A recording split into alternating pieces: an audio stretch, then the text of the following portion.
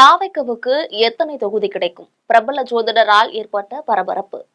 நடிகர் விஜய் தொடங்கியுள்ள தமிழக வெற்றி கழகத்திற்கு வரக்கூடிய 2026ஆம் ஆண்டு சட்டமன்ற தேர்தல் முடிவின் போது எத்தனை தொகுதிகளில் வெற்றி வாய்ப்புகள் கிடைக்கும் என பிரபல ஜோதிடர் ஒருத்தர் தெரிவிச்சிருக்கக்கூடிய கருத்து தமிழக அரசியல்ல மிகப்பெரிய பரபரப்பை ஏற்படுத்தியிருக்கிறது.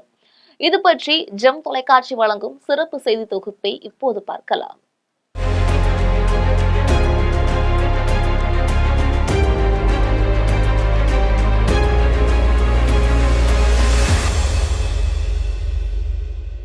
வரக்கூடிய ஜனவரி மாதம் வெளிவரும் ஜனநாயகன் படத்தோட சினிமா உலகத்துக்கு விடை கொடுத்து அரசியல்ல களம் இறங்குவதாக நடிகர் விஜய் தெரிவிச்சிருந்தார்.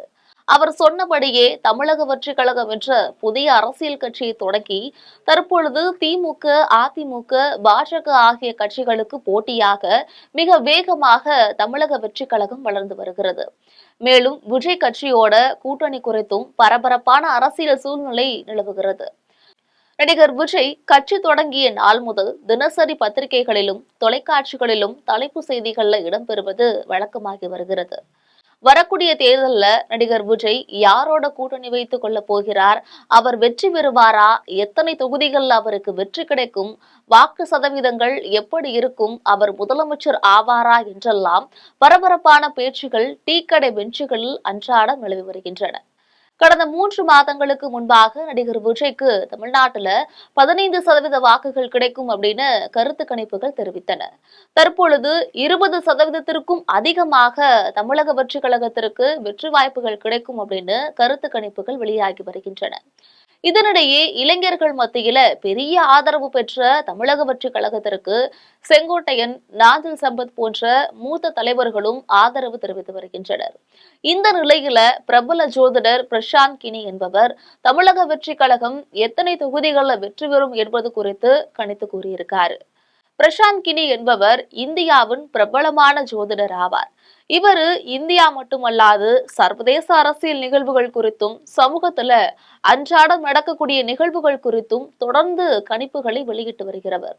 அவர் கூறிய பல நிகழ்வுகள் மிக சரியாக தான் இருந்துள்ளன. அதுல 2025ஆம் ஆண்டுக்குள் நடிகை சமந்தாவுக்கு பெரிய உறவு மாற்றம் நடக்கும், 2026ஆம் ஆண்டு சமந்தா வெளிநாட்டுல புதிய அத்தியாயத்தை தொடங்குவாங்க அப்படின்னு கூறியிருந்தாரு.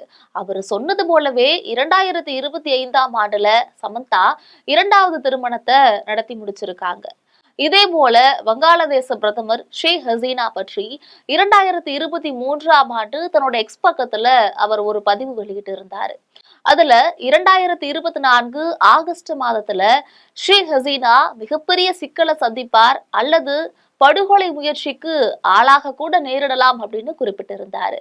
அவர் கூறியது போலவே 2024 ஆகஸ்ட் மாதம் ஷேக் ஹசீனா மாணவர்கள் போராட்டம் காரணமாக பிரதமர் பதவியை ராஜினாமா செய்துவிட்டு நாட்டை விட்டே வெளியேறினாங்க. இதே போல நேபாளத்துல ஜனநாயக ஆட்சி முடிவுக்கு வந்து 2025ஆம் ஆண்டுக்குள் முடியாட்சி வரும் என்று அவர் கணித்திருந்தார். அதே போல நிகழ்வுகள் நடைபெற்று இவருடைய கவனத்தையுமே ஈர்த்தது. இது மட்டுமல்ல, டெல்லி வெடிகுண்டு சம்பவம் தொடர்பாக இவர் முன்னரே கணித்து சொல்லியிருந்தார். இப்படிப்பட்ட நிலையில தான் தமிழகத்துல நடிகர் விஜய் தொடங்கி இருக்கக்கூடிய தமிழக வெற்றி கழகத்தின் அரசியல் பயணம் எப்படி இருக்கும் அப்படின்னும் கணித்து கூறியிருக்காரு. அதில் அவர் கூறும் பொழுது வரவிருக்கும் 2026ஆம் ஆண்டு சட்டமன்ற தேர்தல்ல தமிழக வெற்றி கழகம் ஒற்றை இலக்கு இடங்களை மட்டுமே வெல்லும் அப்படின்னு குறிப்பிட்டிருக்கிறாரு. அதாவது தமிழ்நாட்டில் இருக்கக்கூடிய 234 தொகுதிகள்ல 10 தொகுதிகளுக்கு உள்ளாகத்தான் தமிழக வெற்றி கழகம் வெற்றி பெறும் அப்படின்னு தெரிவிச்சிருக்காரு. அதாவது 8 அல்லது 9 தொகுதிகள்ல தமிழக வெற்றி கழகம் வெற்றி பெறலாம் அப்படின்னு அவர் குறிப்பிட்டிருக்காரு.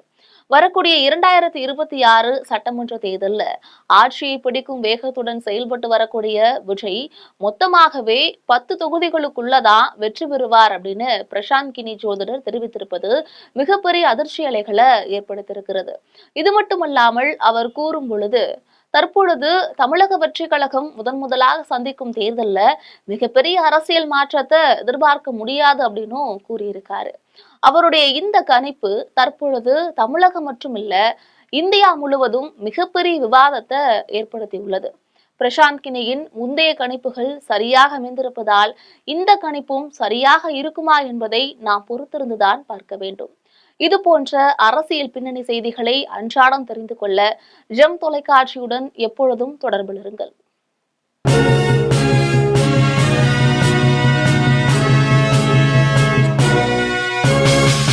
உடனுக்குடன் அப்டேட் தெரிந்து கொள்ள ஜெம் டிவி தமிழ் ஆப்பை இன்ஸ்டால் செய்யவும்.